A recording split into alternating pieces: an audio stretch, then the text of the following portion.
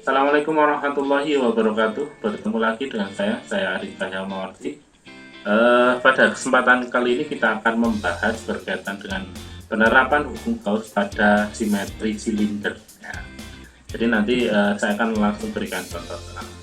Sebuah kawat. Nah, ini tentunya kawatnya adalah kawat non konduktor ya. Sebuah kawat non konduktor yang panjangnya tak berhingga, bermuatan plus Q, terdistribusi merata. Tentukan besar medan listrik E pada titik yang berjarak L. Ya, kemarin kan di video sebelumnya itu kan kita telah membahas langkah-langkahnya itu ya. Ada beberapa langkah ya. Nanti kita akan mengikuti langkah itu ya. Nah, jadi yang soal ini ada kawat ya non konduktor berdistribusi muatan ya, terdistribusi muatan yang merata. Nah, kemudian ini yang diminta adalah tentukan besar medan listrik E pada titik yang berjarak R. Di sini nah, kita tentukan permukaan Gaussnya atau Gaussian surface ya. Jadi permukaan Gauss itu adalah permukaannya tertutup. Nah, jadi permukaannya itu adalah ini seperti ini, silinder ya. Jadi arah medannya ini bisa digambarkan ini ya, ke sana keluar gini. Kalau misalkan ini kawatnya tadi, arah medannya itu ke sana, kemudian ke sana, sana ya, sana. Kemudian kalau misalkan kita lihat permukaan ini ada tiga ya, satu permukaan yang atas ini, kemudian yang kedua permukaan tutup yang bawah, kemudian permukaan ketiga ini adalah permukaan penutup silindernya itu ya. Kemudian flux itu, total fluxnya nanti saya buat seperti ini.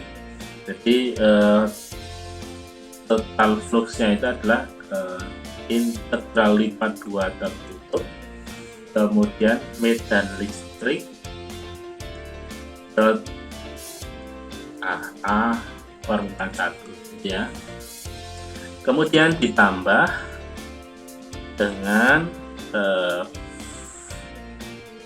seperti ini, E dot, ini perkalian dot ya, dot A, kemudian ini permukaan kedua ditambah dengan E integral lipat 2 tertutup E dot A permukaan ketiga. Jadi seperti itu. Ini langkahnya, menentukan fluxnya dulu, menentukan permukaan Gauss, kemudian menentukan flux ya. Nah, coba Anda perhatikan ini permukaan satu dan permukaan kedua ini. Nah, misalkan saya gambarkan ini sebuah tutupnya. Nah, kalau misalkan ini adalah arah A-nya, misalkan ini A-nya ya, arah A-nya, kemudian saya gambarkan ini vektor satuan dari A itu misalkan adalah entropi. Jadi entropi ini bisa saya nyatakan entropi sama dengan vektor A dibagi dengan besarnya A gitu ya. Tapi bukan ini penekanan saya adalah yang ini. Nah, arah medannya itu kan arahnya ke sana. Nah, ini E nya, ada juga yang arahnya ke sana. Jadi antara medan listrik dan permukaan, arah permukaannya itu tegak lurus. Maka coba Anda perhatikan, kalau misalkan saya turunkan gitu ya, ini kan nanti sebuah konstanta, maka bisa keluar dari ini, mohon maaf ya, ini seharusnya dA, ini dA. Nah, ini integral tertutup dari dA gitu ya. Nah, 1 ditambah integral tertutup E nya ini juga keluar dot dA2 kemudian ditambah dengan integral tertutup dari E dA3. Nah, perhatikan integral dari dA itu tentunya ya luas permukaan hasilnya, maka hasilnya di sini adalah E dot A ditambah ini A1 ya, ditambah dengan E dot A2 kemudian ditambah dengan E dot A3. Perhatikan A1 itu kan saya gambarkan ini. Nah, ini kan E dan A-nya itu kan tegak lurus. Nah, maka bisa saya nyatakan E besarnya E dikali dengan A cos 90 ya.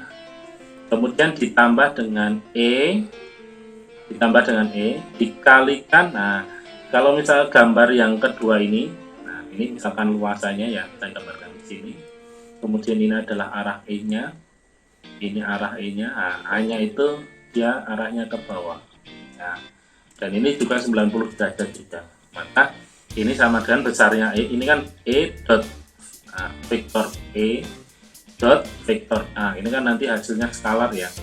E dikali dengan besarnya A cos 90 ditambah dengan E dikali A. Nah, coba Anda perhatikan yang luasan ketiga itu nanti arah E-nya itu akan selalu ini kan arah A-nya ke sana, arah E-nya ke sana, artinya kan sejajar gitu ya. Nah, sama arahnya, maka sini saya tuliskan cos 0. Nah, itu teman-teman. Cos 90 ini nilainya 0. Yang ini adalah nilainya 0. Yang ini nilainya 1. Nah, kesimpulannya apa sebenarnya yang ingin saya sampaikan adalah ini. Fluxnya itu adalah E dikalikan dengan A. Jadi ya, E dikalikan dengan A, besarnya E dikalikan dengan A. Fluxnya itu hanya medan listrik yang menembus luasan ya, itu adalah yang di ini, di selimutnya silinder itu. Nah, jadi fluxnya itu kita sudah cari ini. Kemudian kita akan mencari persamanya kan gini, integral lipat 2 E kemudian dot dot dA sama dengan Q dalam dibagi dengan epsilon 0.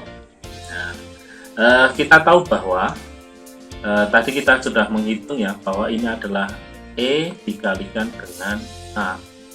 Kemudian, nah ini saya akan menjabarkan titik ini. Ini kan kawat non konduktor yang panjang ya. Nah, maka nanti rapat muatannya itu nanti disimbolkan dengan lambda. Lambda itu sama dengan muatan itu dibagi dengan panjang. Nah, di sini saya tuliskan panjangnya. Nah, ini L-nya. Nah, kemudian maka bisa saya nyatakan bahwa I itu adalah lambda dikalikan dengan L. Coba perhatikan.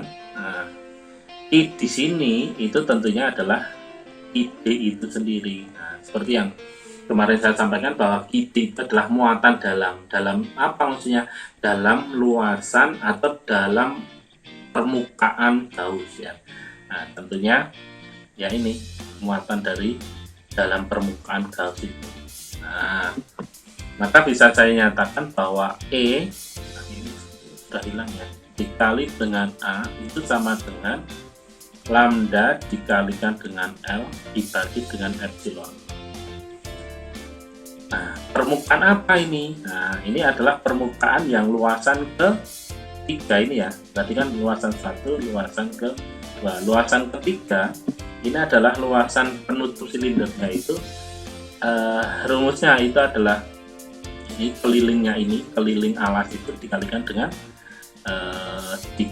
dikalikan dengan L-nya ini, maka saya tuliskan keliling lingkaran itu 2 πr, ya kan, dikalikan dengan L, maka E-nya itu sama dengan 2 πr dikalikan dengan L ke ini juga L-nya sama ya dengan yang ini. Saya lanjutkan di sini, ini adalah L ya. 2 πr dikalikan L sama dengan lambda dikalikan dengan L per epsilon. Nah, bagaimana yang bisa dicoret? Yang bisa dicoret ini L-nya, maka medan listriknya itu bisa saya nyatakan menjadi 2 pi lambda dibagi dengan 2 pi epsilon 0 R. Nah, ya. Jadi itu besarnya medan listrik itu sama dengan lambda dibagi 2 pi epsilon 0 R. Nah, tentunya ini adalah skalar ya. Kalau ini adalah nilai besarnya ya. Bagaimana kalau saya menyatakan dengan vektor? Nah, kalau menyatakan dengan vektor, tentunya nanti tinggal dikalikan aja dengan arah E-nya. Arah E-nya itu kan searah dengan arah R ya.